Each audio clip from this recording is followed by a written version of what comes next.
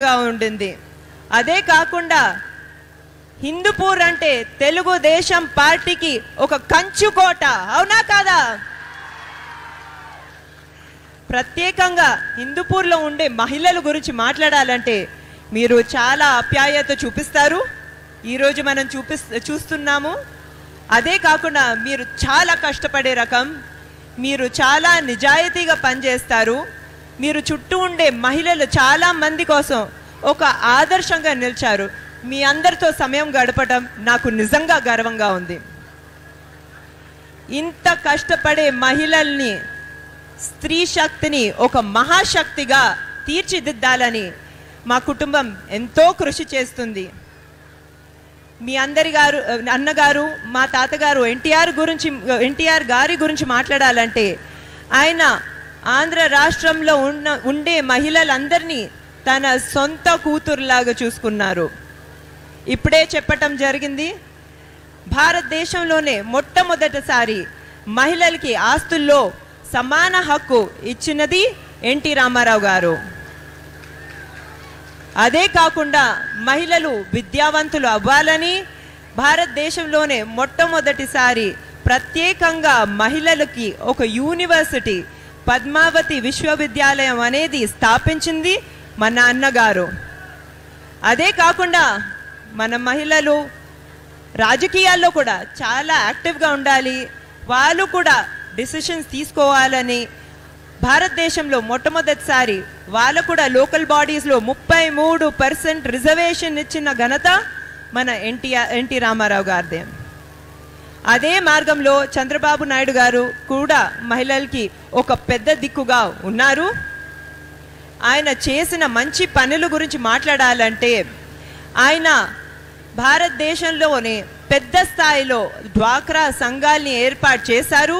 అదొక చాలా మంచి మోడల్ అయింది. డ్వాక్రా మహిళలు చాలామంది ఇక్కడ ఉన్నారు. మీరందరూ చాలా నిజాయితీగా, చాలా సిన్సియర్గా కష్టపడి పనిచేసి మీరు చేసే ఉత్పత్తుల్ని ఎక్స్పోర్ట్ కూడా చేసి మీ రుణాలు మీరు తీర్చి మీరు లాభాలు కూడా చేయటం మొదలుపెట్టారు. నాకు చాలా గర్వంగా ఉంది. డ్వాక్రా సంఘాలే కాకుండా పెద్ద కాలేజీల్లో అంటే మెడికల్ మరియు ఇంజనీరింగ్ కాలేజీలో రిజర్వేషన్ మహిళలకి మొట్టమొదట కల్పించింది మన చంద్రబాబు నాయుడు గారే. ఇప్పుడు మనం చూస్తున్నాము, ఎంతోమంది తెలుగు మహిళలు ఇంజనీరింగ్ చేసి డాక్టర్ అయ్యి వాళ్ళు వేరే వాళ్ళ మీద ఆధారపడకుండా వాళ్ళ కాళ్ళ మీద వాళ్ళు నిలబడగలుగుతున్నారంటే అది చంద్రబాబు నాయుడు గారి ఘనత. ఇవే కాకుండా మహిళల వంటగది బాధలు చూసి మహిళలకు ఉచిత గ్యాస్ కనెక్షన్ ఇచ్చింది మన చంద్రబాబు నాయుడు గారే. మా వారు నారా లోకేష్ గారు కూడా మంగళగిరిలో మహిళలకి స్త్రీ శక్తి అనే ప్రోగ్రాం ద్వారా ఎంతో చేస్తున్నారు. ఇప్పుడు మనము బాలకృష్ణ గారి గురించి మాట్లాడాలంటే ఆయన ఎప్పుడు మహిళా సాధికారత గురించి ఆలోచించే ఆయన.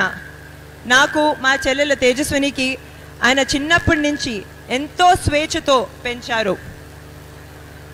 ఆయన మాకు ఎప్పుడు చెప్పేవారు, మీరు వేరే ఎవరి మీద ఆధారపడకూడదు, మీరు బాగా చదువుకుని మీరు మీ కాళ్ళ మీద నిలబడాలని.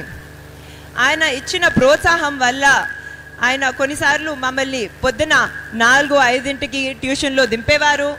ఎగ్జామ్స్ ఉంటే ప్రేమతో ఎగ్జామ్ సెంటర్లో దింపేవారు. చాలా పనులు చేశారు మా కోసం.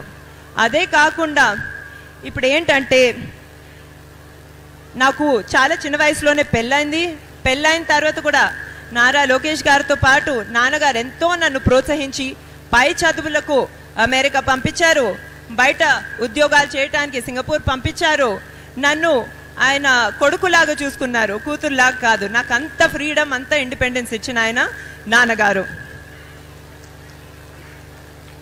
ఈరోజు దీనంతటి వల్ల నేను హెరిటేజ్ సంస్థని నడపగలుగుతున్నానంటే ఈరోజు తేజస్విని మా చెల్లెలు మా నాన్నగారిని జయ బాలయ్య చేయగలిగిందంటే, అదే కాకుండా నేను ఇప్పుడు ఎన్టీఆర్ ట్రస్ట్ ద్వారా మరియు ఇండో అమెరికన్ క్యాన్సర్ హాస్పిటల్ ద్వారా ఇన్ని సేవా కార్యక్రమాలు చేయగలుగుతున్నానంటే అది నాన్నగారి సపోర్ట్ వల్ల, ఆయన ఆయనకి మహిళల పట్ల ఉండే గౌరవం వల్ల.